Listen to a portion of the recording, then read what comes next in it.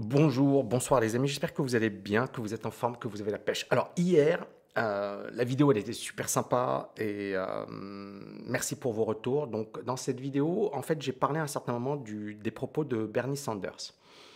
Et je disais, et je me suis trompé, hein, et ça arrive, voilà, je pense que juste pour info, et je vais faire une petite parenthèse, hein, ça va être un petit peu une vidéo mindset également.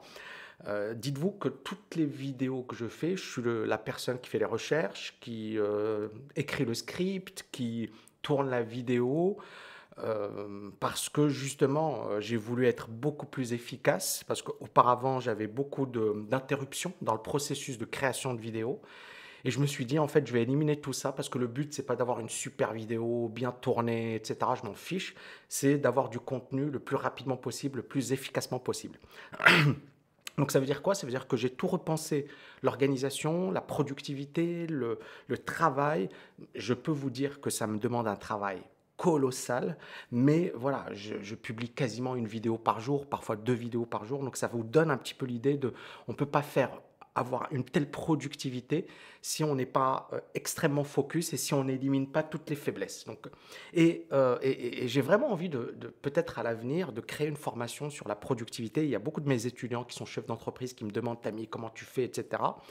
Parce que c'est vrai que voilà, on arrive à faire des choses incroyables avec très peu de moyens parce que justement, je pense que la productivité, c'est puissant. Et j'en reviens aux hommes les plus riches au monde. Alors j'ai fait une erreur hier hein, parce que justement j'ai dit 45% de 45% of all new income has gone to the top 1%. Je l'ai interprété comme 45% des salariés ont reçu une augmentation de 1%. Donc, ce qui est une erreur, mais j'ai relu mon truc, je me suis dit, ah, pourquoi j'ai dit ça? C'est pas grave. Mais quand on parle des plus riches aux États-Unis, les deux hommes les plus riches, à savoir Jeff Bezos et Elon Musk, possèdent autant que les 40% les moins riches. Donc déjà, c'est indécent. D'accord? C'est quelque chose d'inacceptable. OK? Deuxièmement, le top 1% possède plus de richesses que les 92% les moins riches. D'accord? Et 92%, c'est quand même pas mal. Mais c'est énorme. C'est 1% qui sont plus riches que 92% de la population. C'est énorme. Et puis, 45% de tous les nouveaux revenus sont allés vers le top 1%. C'est-à-dire que vous avez 1%, et ça c'est quelque chose de juste incroyable. Vous avez le top 1% qui reçoit 45% des revenus, et vous avez 99% de la population qui reçoit 55% des revenus. Alors les revenus, ça peut être les salaires, ça peut être les dividendes, ça peut... Mais est-ce que vous commencez à voir le truc? C'est explosif. Ces inégalités sont juste explosives. Et je dis pas, attention, moi je suis un libéral, d'accord? Je suis un libéral au sens où j'estime que chaque personne qui travaille dur, qui fournit des efforts, qui prend plus de temps, qui apporte plus de valeur, d'accord? Cette personne doit gagner plus. Parce que dans ce type de système, eh bien, les gens qui vont travailler, eh bien, ils vont fournir des efforts parce qu'ils vont se dire, je mérite ça. Si je travaille, je mérite. Et c'est un peu le principe sur lequel se sont basés les États-Unis. C'est-à-dire, tu bosses, tu mérites. D'accord? Mais si tu es un passager clandestin, si tu fous rien, etc., bah, tu ne mérites pas de gagner de l'argent. Et pour moi, c'est juste du bon sens. Donc moi, j'adore ce système de méritocratie, de tu es rémunéré à la hauteur de ton travail, de tes sacrifices, de ton talent. Mais on est arrivé clairement dans une société de caste. Et en France, il faut 6 générations, d'accord, pour gagner plus que le revenu médian, à savoir pas beaucoup, d'accord, 1200, 1300 euros, je pense.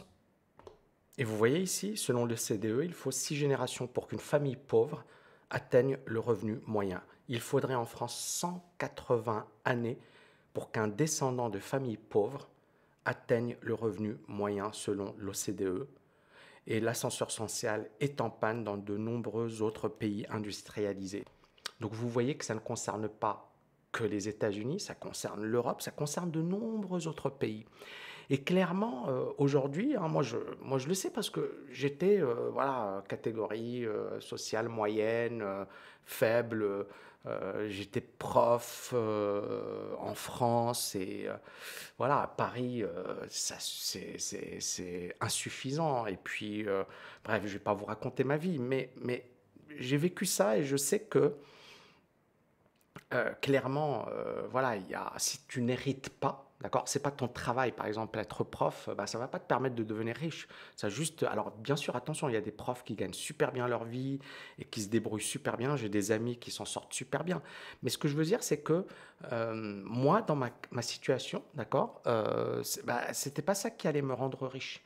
Et clairement, si tu n'es pas héritier, si tu n'es pas issu d'une famille aisée, si tu n'as pas de piston, etc., bah, tu as de 180 années pour atteindre le revenu moyen. Et je ne vous parle pas d'atteindre, de devenir millionnaire ou d'atteindre des revenus élevés. Donc les chiffres sont quand même assez flippants. Et voyons, dans les 24 pays de l'OCDE, il faut 5 générations. Au Brésil, en Afrique du Sud, en Colombie, il faut 9 générations. Danemark, Finlande, Suède, 2-3 générations suffisent. Donc clairement, ces inégalités ne sont pas saines. Elles ne sont pas saines. Il y aura probablement des mouvements voilà, de revendication, des mouvements sociaux, parce que ça ne peut pas durer éternellement comme ça. Surtout qu'aujourd'hui, on est arrivé à un stade où les inégalités sont juste trop importantes. Alors bien évidemment, le système actuel, il a des avantages et des inconvénients, c'est-à-dire ça va être compliqué d'avoir des Ronaldo ou des Messi ou des Mbappé si dès le départ tu leur dis bon ben tu vas bosser dur, tu vas faire énormément d'efforts. Donc ça va être difficile de dire à des gens travaille dur, fournis plein d'efforts, prends des sacrifices, etc. Et après, finalement, on va te prendre tout ton fric et tu ne pourras pas gagner plus. Donc clairement, le système qui consiste à dire bah, finalement on est tous les mêmes, c'est du pipeau. C'est pas la vérité parce qu'il y a des gens qui vont travailler plus dur, il y a des gens qui vont faire plus de sacrifices et il y a des gens qui méritent. Et il y a des gens, ils sont là pour profiter, d'accord? Donc il faut un système juste. Un système qui rémunère les gens qui vont prendre des risques, qui vont travailler plus, qui vont apporter de la valeur.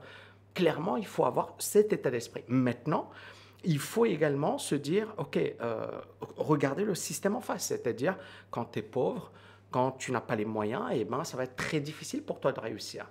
Donc clairement, encourager, accompagner, apporter plus de moyens et ne pas mépriser ces gens-là et dire oui, bah, s'ils sont pauvres, c'est de leur faute ou non, non, c'est pas de leur faute, c'est que bah, c'est dans le monde entier. C'est un phénomène qui se retrouve dans le monde entier. Quand tu es en bas de l'échelle, ça va être c'est quasiment impossible d'atteindre le sommet. Donc, il faut vraiment faire en sorte que les talents bah, soient récompensés, mais en même temps que les personnes qui n'ont pas les moyens, eh bien, les aider encore plus qu'aujourd'hui. Et bien sûr, avoir une redistribution, mais pas une redistribution confiscatoire au sens où à un certain moment, ça devient trop. Donc, trouver ce juste milieu, trouver ce système, cet équilibre entre la liberté, entre l'initiative individuelle, entre le fait de rémunérer les talents et bien évidemment cette situation où il faut quand même pas avoir des inégalités du genre 45% des gens gagnent plus que 1% des gens reçoivent 45% des revenus, 99% reçoivent 55% des revenus, sachant que le top 1% possède plus que 92% de la population. Donc non seulement le top 1% possède 92% du patrimoine, mais en plus le 1% reçoit 45% des revenus et c'est trop, c'est-à-dire et les revenus et le patrimoine vont vers une petite partie de la population. C'est trop.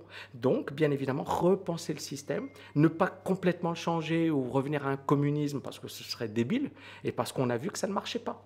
Mais revenir vers quelque chose de beaucoup plus cohérent. Bon, c'est un petit peu mon point de vue. Dites-moi ce que vous en pensez en commentaire. Merci les amis. Ciao!